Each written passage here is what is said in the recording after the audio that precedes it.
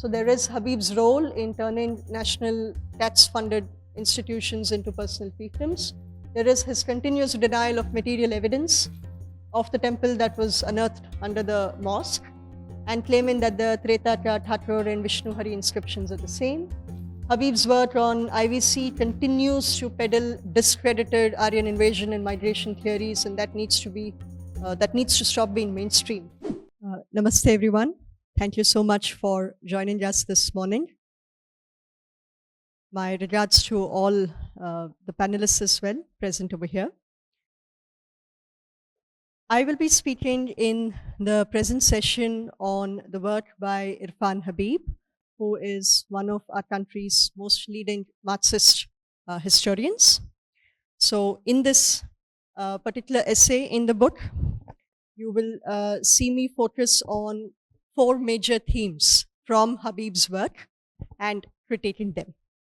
Irfan Habib is very important. He has authored several works, including from the People's History of India series, which was funded by the Indian Council of Historical Research. He has also worked on the Indus Valley civilization. He has worked on the national movement, which is studies in ideology and history. He has also worked on the Atlas of Ancient History and several such important works. Mirroring the structure in my paper, which is there in the book, what I will be doing in my talk as well is to focus on Habib's work on the Indus Valley civilization, then his role in turning major national institutes into fiefdoms, his role as the witness number 70 for the Sunni Waqf board at the Ayodhya Ram Janmabhoomi case, several of his works which have shown historical revisionism, and then I will summarize all of these in my conclusions. So one of Irfan Habib's major works as an eminent historian is on the Indus Valley civilization. He has also authored a monograph on this. Since historical materialism is one of the core elements of Marxist historiography, where relationships between the society, which is seen through various classes, and its means of material production, this relationship is studied to understand economic and social aspects of the system. Even in Habib's works, we will see conclusions which have been drawn from this lens. So on the IVC in particular, Habib's work uses the chronological template which has been drawn from Gregory Possel's The Indus Age. He dates the Indus Valley civilization to 1500 BC, and in his own words, he does so by linking it with the beads that have been found in Mesopotamia. Now, why is this important particularly, especially for a monograph which has been authored in 2002? Even by this time, we have had research on the IVC sites from Dholavira, Rathigarh, Lothal, and so on, and the remarkable excavations which we have unearthed had already challenged Habib's works. But you will not find any of this acknowledged in his work, but the primary basis is the template that he can arrive by comparing it with beads in Mesopotamia. Now, why is this important? This is important because one of the main standards that we have noticed in the works of several historians which have focused on this is the primacy accorded to the data of inequality from outside India as against focusing on that within India. In one of my other papers as well, I will come to it, we will see that, for instance, sources from Indian traditional canon, right, whether it is our own regional, whether it is own sources from Sanskritam, for instance, they will be accorded a lower primacy versus comparing to what the chronology and other elements can be inferred to from, let's say, Greek sources. So that is one of the hallmarks that you will see in many of these historians' works. On the other hand, in this particular work, you will see Habib making references based on just pure hypotheses, not based on any evidence, saying that There could be factors of ideology and superstition, which were associated with the Indus Valley Civilization age. He says towns could have been centers of religious cults and pilgrimages, and godkins could have been associated with priesthoods. There could have been all the marks and symbols that are found, which could have led to writing. Now, why is this important again? For many decades, one of the primary themes that has followed in most historians' works is that Indian civilization is predominantly an oral culture, and writing is perhaps something which was imported into India. There are many sources even within the Indian traditional canon which can challenge this. There are works, including by one by Maid Kalyana Sundaram, which have actually challenged this. But no, they do always come back to comparing writing as something which was perhaps imported into India due to its geographical proximity with, let us say, Iran or any other Helmand civilizations. Another important factor to remember when any of these comparisons are being made is the arrow of direction. To Marxist historians and most other colonial and post-colonial historians, the arrow of direction is always from outside India into India. That is, they want to show writing is something which came from outside India into India. Perhaps even Sanskritam is something which came outside India into India. At the same time, there is nothing in their writing which counts for evidence to show why it cannot be even any other way. So what one realizes through this is that the burden of proof falls on the Indian scholars to disprove this arrow. And it's not one asking, okay, why can't it be the other way around to begin with? On the famous priest-king artifact, which is now synonymous with the Indus Valley Civilization excavations, Habib maintains that this is not a priest-king or a yogi associated with Indian culture, what we traditionally believe, but it is something which is associated with Sumerian civilization. He also maintains that while the Indus civilization cannot be admired for any great art, this priest-king statue, which was unearthed at Mohenjo-daro, must have connections to Mesopotamia, right? So he believes this, in contrast to many other scholars who traditionally believe that this association is one of that of a yogi, right? That is what is associated. The Pashupati seal as well, which is again becomes synonymous with the entire Mohenjo-daro excavations. If you look at that, if you look at the bull deity, which is there, traditionally it is associated with the image of a Shiva, right? Because Shiva is found in the Rigveda and so on. But Habib again believes this to be associated with any other outside representations. Habib's work also on IVC, it follows the thread even in 2002. This is a monograph written in 2002. It still follows the thread of colonial archaeologists such as Stuart Pigott and Mortimer Wheeler, who used Aryan invasion theory as the template when they came to their conclusions in colonial times. On the other hand, we have these other mother goddesses clay figurines which have been excavated as well in the Indus Valley civilizations. But even here, which shows that there must have been perhaps a matrilinear system prevalent during the time, Habib has instead managed to find discrimination, which you can truly trust a Marxist historian to find anywhere.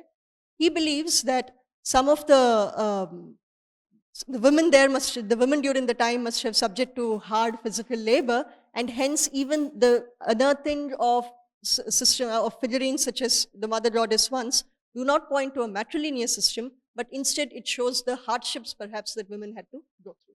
So he finds such convoluted threads to focus on in the Indus Valley Civilization series. This is another important thread. The relationship between the Indus Valley Civilization and the Rigvedic people has been a phenomenal work which has been done by historians such as B.B. Lal and many other, from the Archaeological Survey of India and other historians. But Habib believes that the dancing deity, right? The dancing girl, figurine, which was again unearthed from the Indus Valley civilization. He does not see any associations associated with India for that, but he sees this to be associated with any Sumerian civilization. He also believes that the IVC were primarily zoomorphic, whereas the Rigvedic were anthropomorphic. This kind of a distinction is again trademark colonial scholarship. It is not one of post-colonial independent Indian scholarship. So this is also a characteristic from Habib's work. Habib also dismisses the evidence of the fire altars, which have been found at the IVC sites, such as in Kalibangan and Lothal, and he disconnects it from any association with the Rigvedic rituals. Instead, he attributes it to some local phenomena of fire cults, apparently, which may have been during the time. He also dismisses any associations between any challenge which emerges, for instance. Let me give a brief background to this. If one were to go by one of the characteristic Aryan invasion or / migration theory features, which is to believe that a group of people came from outside, the natural questions that arise include, okay, let's say they have moved in. Why is it that there is no remnant of this migration or invasion in any of our texts, right? It can't have been that, you had a massive migration and collective memory loss. There should have been some remnants left behind.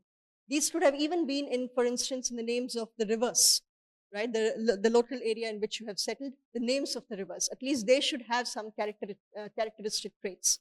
Whereas Habib dismisses all of that to say that even if the language names have not changed and the river names have continuous history from the Sindhu-Saraswati civilization to what we follow today, he does not even consider this, and hence this is an anomaly. So any challenge that you have to the traditional IVC questions, they are pushed down with these kind of answers. Habib also dates the Rigveda to 1500 BC. Now, what is the basis for his template? It is not anything from the Sanskritam literature or any of those, but it's again the pre-colonial, colonial scholarship. He uses the Avesta to date the Rigveda. And even in 2002 and post-2002, when you've had evidence from, let's say, archaeological, geological, geohydrological material, which has been unearthed for the Saraswati River civilization, none of these evidences feature in Habib's work. And in fact, all of these have challenged the 1500 BC dating which Habib uses. There is, of course, the cherry picking of data, which is another feature that you see throughout his work. He has omitted any research which is there with the Saraswati River paleo channels, for instance. I would refer to this paper where we have summarized all the work on this. And 1500 BC, dating the Rigveda to that, is not possible when 1900 BC itself can be the terminus antiquum for the Mahabharata. There is another paper to which I would refer one. For the paucity of time, I will not go into that. In this, we show that an analysis of the terms Arya and Dravida from the traditional Sanskrit literature. Then we also consider the term Saraswati in the Mahabharata. We have analyzed all the occurrences of this term and studied for their nature. This plus all, even in this particular decade, if we consider the geological evidences which have come up, all of them put 1900 as the terminus antiquum. What is terminus antiquum? That is, it cannot be later than that. So if that is the dating that we can give to the Mahabharata, then giving 1500 to Rigveda would not make sense. Again, I quote directly from his work over here, where he says, where he comes up with contrived explanations for some of the remains that have been found at Mohenjo-daro. And he says that these could have been victims of violence from invaders or marauders, when actually there has been no such evidence found at all. Now, the question comes down to, why are all of these important? Why is it important to study some of these inferences on IVC and so on from Habib's work? At the heart of all of this understanding lies for us to know what is at stake. And what is at stake for us is some of our assets. What are our assets? It is the Vedas and it is the earliest form of Sanskritam. If one were to go with the chronology presented by these historians, colonial and some of the post-colonial historians, then the indigeneity of the Vedas, the indigeneity of the earliest form of Sanskritam will be called into question. These also lead to other kinds of narratives where our identity is dislocated. The origin of Sanskritam to this larger geographical location is questioned and dislocated. Then it also has weakly substantiated and forced parity between the so-called migrating Aryans and any other invaders who may have come later on. So that is where it is very important for us to recognize what is it at stake through each of these arguments that come through the words of such historians. I will now turn to the second section of my presentation, which is Habib's role in turning national institutions into. So Habib is a nominated member of the Indian Council of Historical Research. He's been its chairman for 2 terms. Now, the primary aim of this ICHR, which is a tax-funded organization, is to promote and give directions to historical research and encourage and foster objective and scientific writing of history. Among its objectives also includes to inculcate an informed appreciation of the country's national and cultural heritage. Now, given this role, Habib was on the advisory committee for the journal as well, and this was disbanded in 2015. Arun Shourie, in his Eminent Historians, a very readable book, has shown the kind of work which has happened at ICHR for the past several decades. Among Habib's roles include writing the foreword to the plagiarized work, which was submitted by Tasneem Ahmed. The committee which was constituted to check this found complete plagiarism between his work as well as that written by Dr. Paramatma Sharan. Since there's paucity of time, I would request you all to go to the article for some of these. ICHR's Towards Freedom project is another milestone moment in which Habib was supposed to author a book. Now, this project series has been running since 1972. That is, it is as old as ICHR itself. As of 2015, 42 lakhs had been spent on a single volume of the ICHR, and yet there was nothing. Apparently, in 2015, I think this is 2015, there was yet to even a single volume to come out. I think Shourie again hits the nail on the head when he says the real crime of these eminences does not lie in the loss they have inflicted in terms of money, but the condition to which they have reduced these institutions. In the next section, I look at Habib's role as witness number 70 for the Sunni Waqf Board in the Ram Janmabhoomi movement. I think the entire work can be summarized: suppressio veri, suggestio falsi. Suppress the truth and suggest what is false.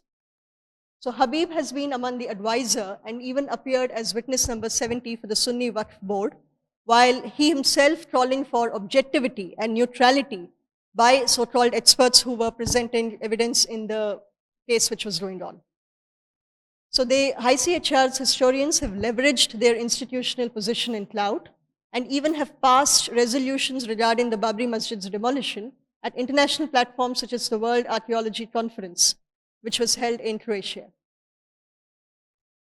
The Aligarh Historian Society under Habib's presidency even refused to accept the ASI findings. They have also, by the way, questioned the Supreme Court judgment which has come out. Now, through all of this, the important thing which comes is some of the details. For instance, Habib comments that the Babri Masjid is believed to have been older than the Skanda Purana. But the Skanda Purana itself was composed at least in the 8th century CE. This is the most conservative latest date. We also have Habib's role, the notorious role in the Treta Ka Thakur inscription. I think Dr. Meenakshi Jain has done an excellent job documenting this in her book, The Battle for Rama. So Habib vociferously claimed that an inscription was stolen from the Lucknow Museum and placed at Ayodhya in 1992 when the Babri Masjid was demolished. And he went to the town with this until it was shown that the inscription that he's talking about is very different from the Vishnu Hari inscription, which was actually recovered from the demolished site at Ayodhya. He, despite proving this, he has not withdrawn his claims. I think these are the two distinct inscriptions. I will now move to the next section. So if one were to look through Habib's work, you will also find what is known as the corrupting of the freedom movement. This is a project of the Marxist historians, where they want to move past the role played by the communists during the freedom movement, where they in fact collaborated with the British Empire, and instead they want to see how they can be shown as a part of the freedom struggle movement. They want to establish this connection so that it's a template which can be repeated for any other marginalized groups.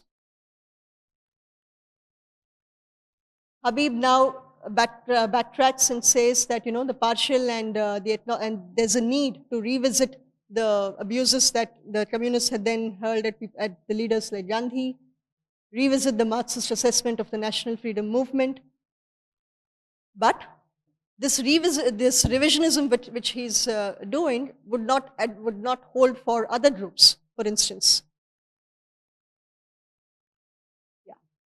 For all of these quotes, since we're short on time, I would request you all to go to the book.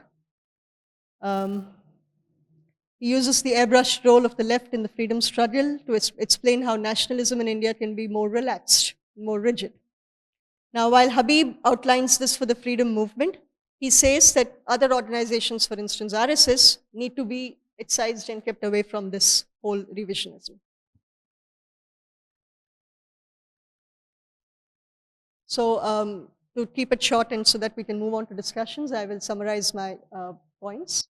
So there is Habib's role in turning national tax-funded institutions into personal fiefdoms. There is his continuous denial of material evidence of the temple that was unearthed under the mosque, and claiming that the Treta Thakur and Vishnu Hari inscriptions are the same. Habib's work on IVC continues to peddle discredited Aryan invasion and migration theories, and that needs to stop being mainstreamed. And for all other details, I would request you to read the book. Thank you.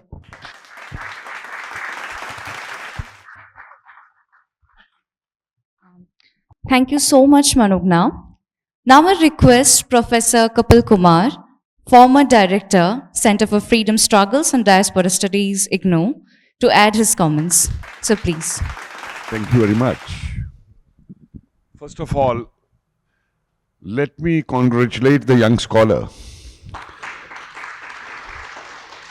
because there are few in this country, not even 5, who will stand up to challenge one of these Ravanas from Aligarh. And why I'm saying this, I have the experience with him in theory, in practice, virtual fights, seminars. And I won't mind saying I'm the only privileged one in this country from whose hands he snatched a mic in a seminar.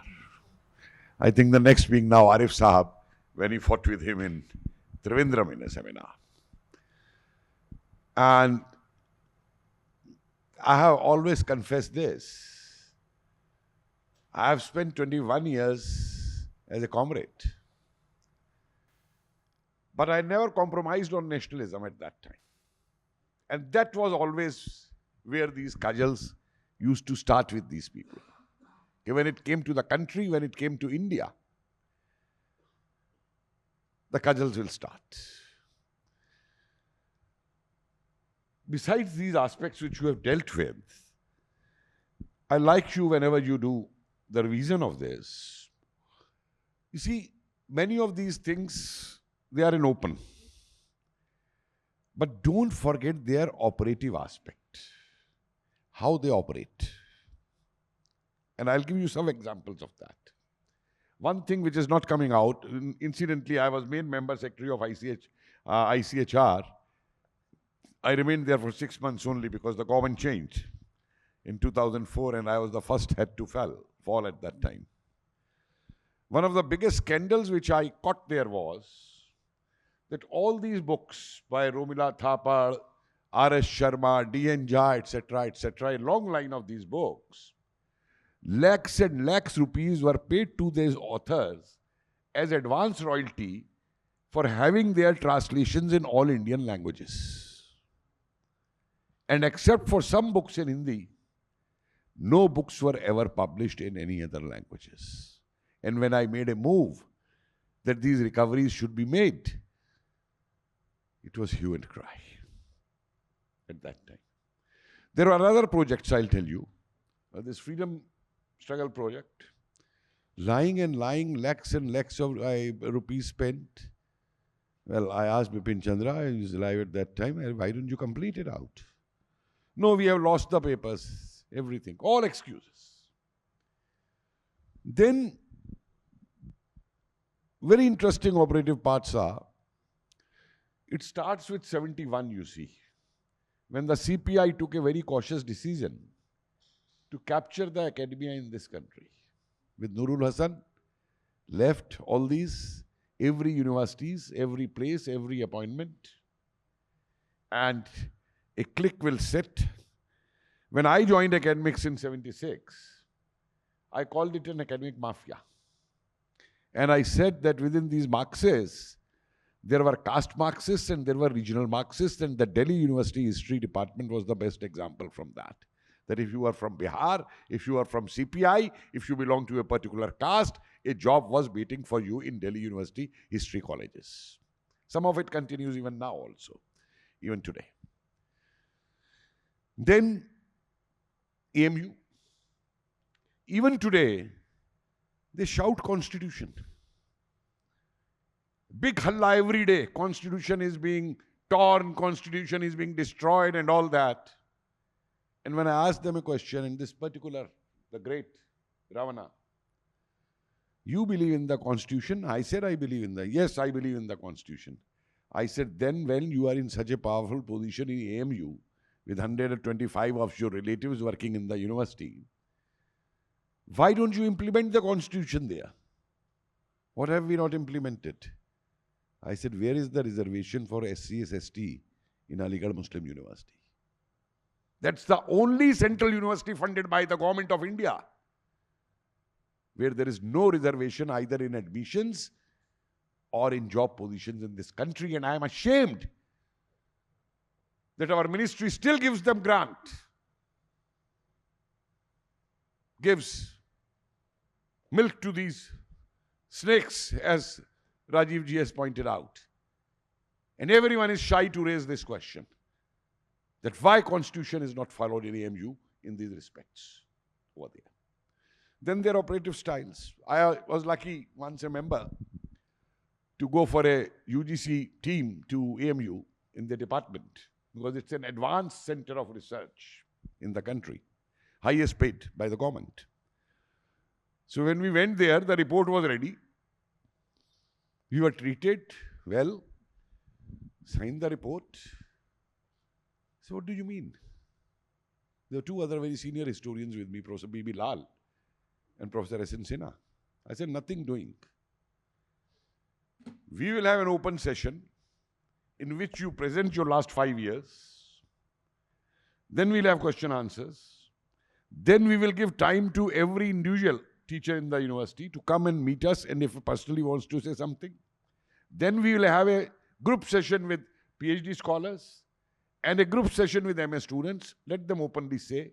And after that, you make your proposals for the future, and then we'll discuss it out. And this was taken as, what is this happening? ये इरफान साहब के राज में क्या हो रहा है? वो तो डिक्टेटर थे, जो चाहते थे वो हो जाएगा. But I was happy that the youngsters felt well because first time they were being involved in such an exercise in the department. And when the final things happen, I'll give you only one example.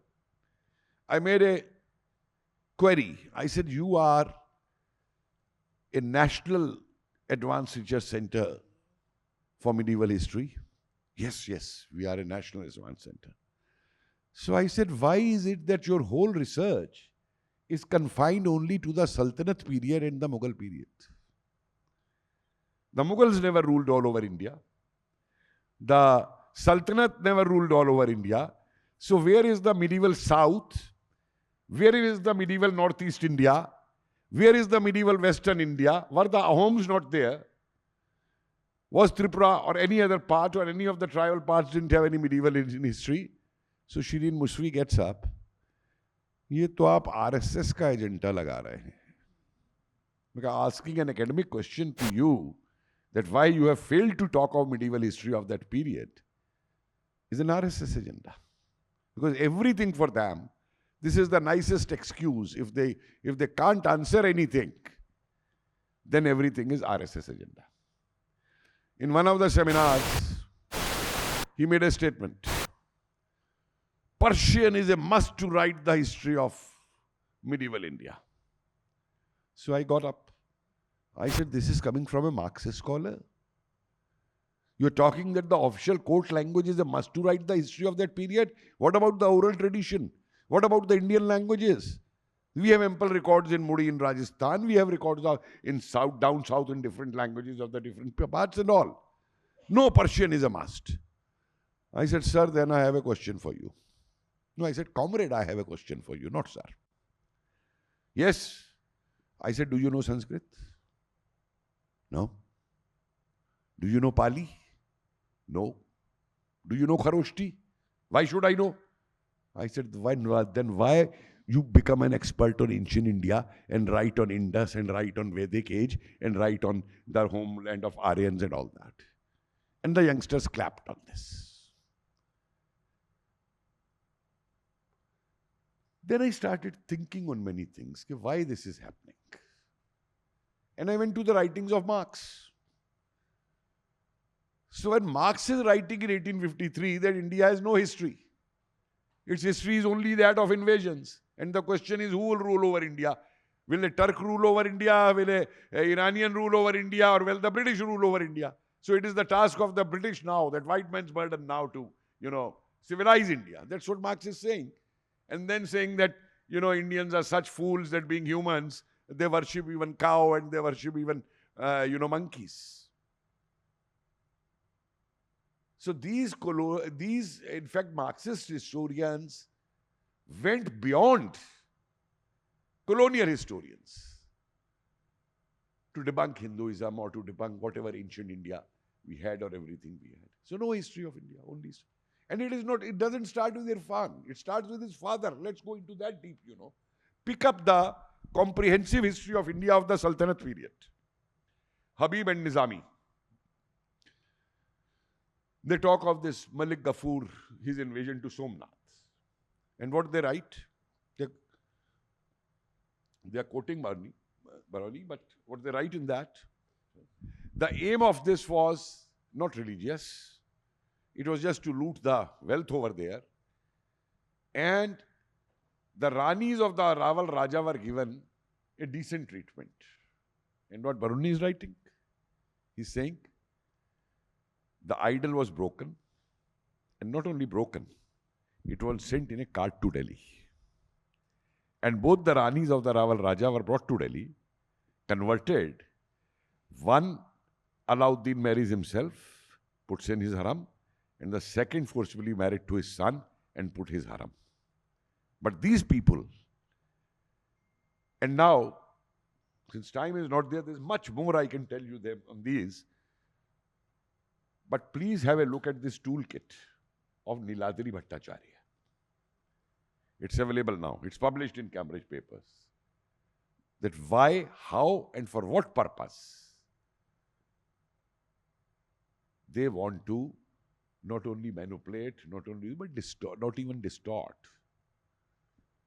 They want to, history is a subject I have never used in my writings. Might have been the case, could be the case, this can be. No, history is facts.